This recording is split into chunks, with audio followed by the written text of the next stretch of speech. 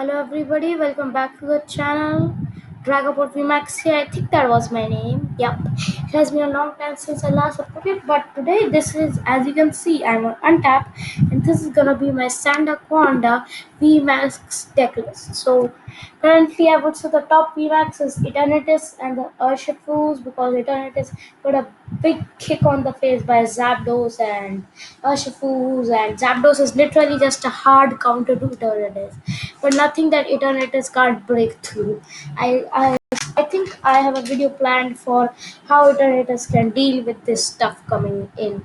So that's a later video, but today this is Sandaconda VMAX. It also hits Eternatus for its weakness. So because this is a Sandaconda VMAX deck, our first card is Sandaconda VMAX, and that 180 attack and that moving energy can also be in clutch because, for example, you have two Sandaconda VMAXs in play. The first one already took a hit from a VMAX, so that's your chance. You're gonna 180 and move all the energies to your back row VMAX so that next turn if they knock you out, you have another VMAX charge to just beat them. So it's a very decent card that came from Battle Styles. No, not Battle Styles. Chill in Rain for us English speakers. When it did damage, it can't one shot V's. Not all the V's it can one shot. Very rarely it can one shot V's, but we have some ways around that. And no, I'm not playing martial arts dodo in this list because I think we have a better stadium to play. Then we have the basic Sandaconda V. I'm still choosing to play the one from Sword and Shield, I think this is. Yeah, Sword and Shield. From Sword and Shield because the new one, I think this is better because 220. This can still do a lot of damage before if you have to do this well evolve. Then you evolve into a V Max, and because it discards two energy, so of course you will be keeping the colossal with the tower generator.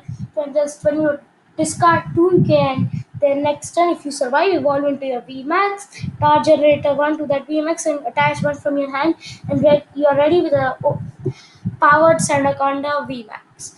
If you are like sometimes you can be like you don't want to go into the VMAX, you can stay on V, but Sandaconda VMAX just has that added tank ability and you don't have to discard energy every turn. So because we are playing the Colossal, let's just also include a Roly Coly because what's a Colossal like without a Roly Coly? You can include any Roly Coly, it does not matter. Let's just include this Roly Coly. So that's four copies of the Roly Coly because you need to obviously evolve. Then also let's just include one copy of the normal Colossal, not Colossal, Carcoal. We'll just include only one copy of this Carcoal because obviously with the stage 2 decks you normally just run your basics, then your stage 2s, and then just one copy of the middle stage or zero copies because you will have your rare candies dealing with all the rest of the stuff. Then we have Quick Ball, copies of Quick Ball because obviously you need to search, and the Quick Ball artwork is pretty decent. Then we have Communication because you need to put Pokemon back into deck and search out for the things that you need to evolve into. Let's just include this hard gold and soul silver communication for fun. Why? Because why not? Is this different? You know what the communication does. I just put this for fun. I just put this one here for fun. Let's just put the real communication and get the Pikachu communication out of there. Then we have Marnie.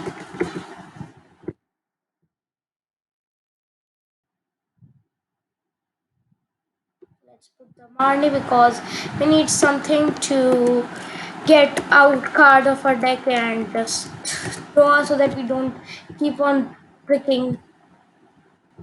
Then we have Professor's Research. 4 copies of that because that's just an important card of the deck. Then we have Evolution Incense. Evolution Incense. First, I was playing Professor the breeder's nurturing card, but I cut it because that was taking the spot of a switch. And after playtesting with this deck, I was like, I can't keep it. I need switches in my deck so that I can switch around. Then we have our stadium, which is gonna be Viridian Forest. Now the a combo play that you can do with this deck is why I'm not including martial arts total, because you can do a combo play with this deck, the which you have an energy in your hand. You already have an energy attached to your VMAX, so you have energy in your hand. You discard it with research. You get another energy back into. You get another energy. You attach that, and then you start generator to put that onto your sandaconda VMAX. So this way you can charge a sandaconda up in just 2 turns. Like Eternatus, you can charge himself up in 2 turns. And why I will mention Eternatus again and again and again and again, because I consider it to be the best deck. So now Urshifus are also a pretty good deck, especially the Rapid Strike one. That's a very good deck. Then we have Rare Candy, Rare Candy, because that thing is important. Which what kind of Rare Candy is this? Is this Sword and Shield? Yep. This is we have 4 copies of Rare Candy in the deck. So this is basically so that you can easily evolve into your Colossals. Then we have Titanic. Can I spell it? I don't think so. I can't spell GX, and we don't need millions of copies of the Dana. That's just gonna be a dead card in the decks. So we are gonna be only running one Didane because that's all we need. Then we have some copies of Giant Bomb. Not like a main staple in the deck, but we are including some copies of Giant Bomb. Now, because I want a decent amount of energy count in the deck, so I will reduce the roly coly by 1. So, 49, and we did that. Cool. Giant Bomb. So, I think playing 3 Giant Bombs should be enough because I like a decent amount of energy count, and 12 I think is pretty decent. If you want, you can lower this more to increase your energy count, which is obviously always needed. But 12 energy with all the cycling that this deck does, I think should be enough for you. If you don't think then it's totally up to you. This deck is also customizable. Fighting, if I can type it, fighting. We have some fighting energy. Yep, fighting energy. Now the rest of the deck is just gonna be filled with fighting energies. And we have 12 copies of fighting energy because you need all of these energy cards in your deck, because obviously you need to charge your stuff up. You can consider reducing the giant bomb more, but it can be help you a lot. So that's gonna be it. Now, some of the matchups that we need to deal with. For first matchups is Decidueye, because that totally counters a deck, and countering your getting your deck countered by another card is not like the best thing, because your entire deck is weak to that thing except dead enemy. So what do you do in this case? You attach the giant bomb, you just 100, and then you have to use colossal, and yeah, you have to use colossal to knock them out, and that's how the game goes when you're fighting against Decidueye. Yeah, it's not the best matchup you could get. Decidueye is not really the best matchup for you, but still, if you have to fight it, then at least you should have something that will deal with it. Eternatus, you are just one-shotting that thing. But if you have to do it's 360.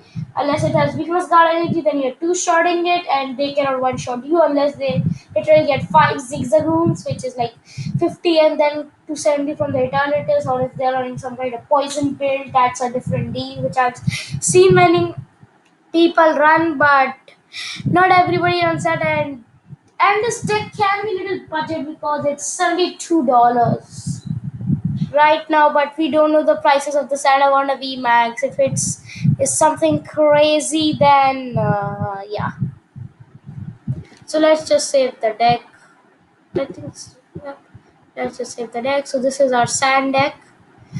Unestimated deck value is $72, and that's it for this video. Thank you for watching.